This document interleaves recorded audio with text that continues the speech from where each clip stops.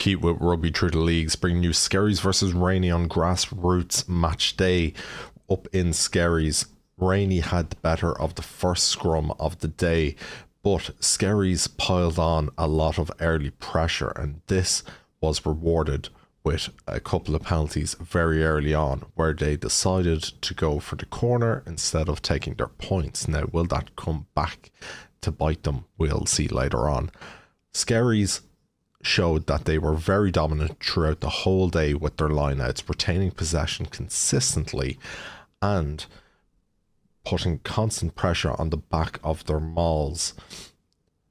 This early pressure paid dividends for Skerries, where they were rewarded with their constant pressure and movement of the ball from that line-out retention across the back line to open the scoring of today's game. A well-worked try with constant pace and determination got them over the line to get the first points on the board. The conversion that followed split the posts. Great kick, and Skerries take an early 7-point lead, but they weren't going to rest on their laurels there. They were keeping consistent pressure on the Rainey try line. Rainey with a stern defence, causing Skerries to cause handling errors and keeping the score at 7-0 early on. With this, Rainey then applied their own pressure, getting into Skerries 22 for only one of minimal times, but as throughout the match, the times that Rainey did get into the 22, they scored. The conversion went over, half-time score was 7-all.